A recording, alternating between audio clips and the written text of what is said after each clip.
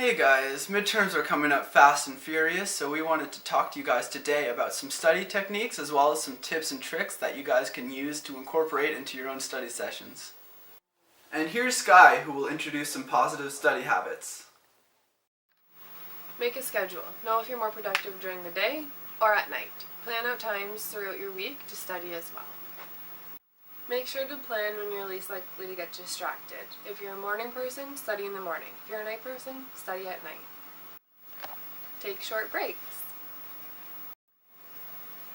Make sure you have proper resources at your disposal. This could be friends, family, or teachers. Self-care. Do something that you love. Something that's going to make you more productive as a person and happy with who you are.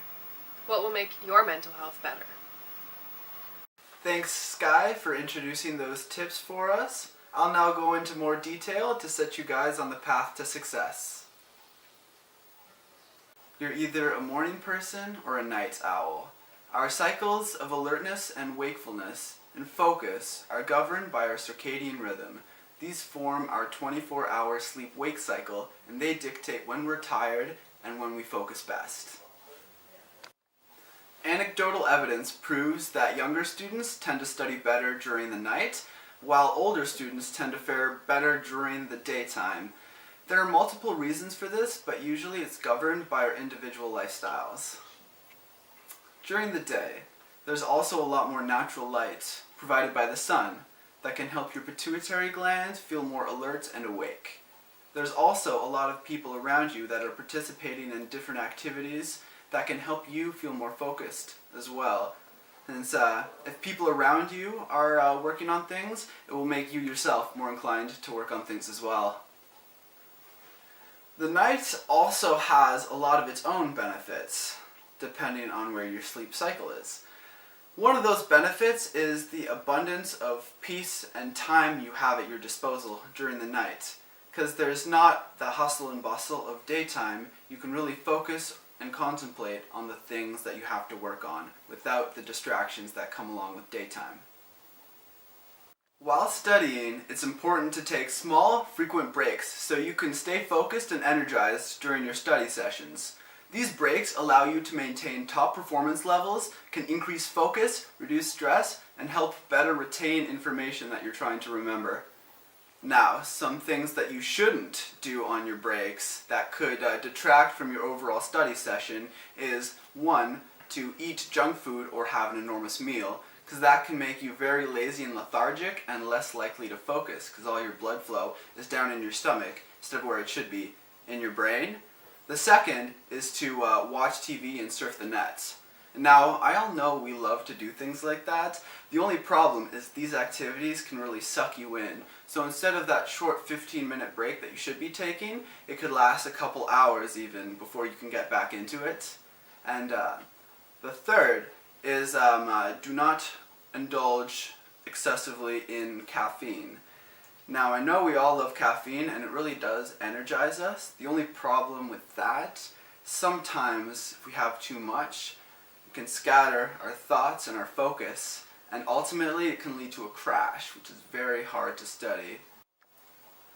And remember, a short break should never be an excuse to procrastinate.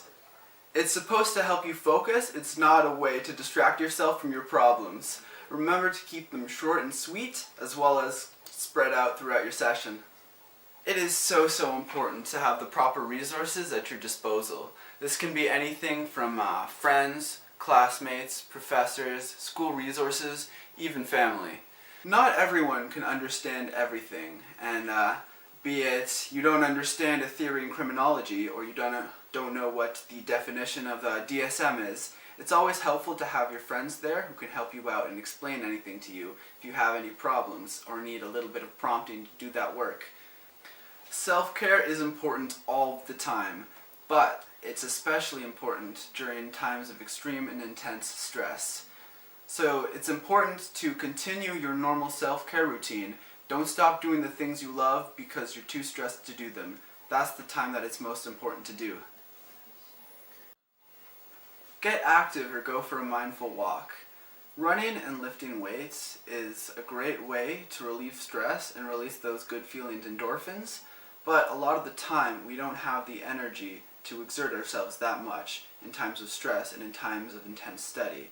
So a good thing you can do when you're not feeling about getting completely active is to start just going for a walk. Go outside, enjoy the nature, clear your head, and come back totally revitalized. Be kind to yourself and don't panic. Practice self-compassion.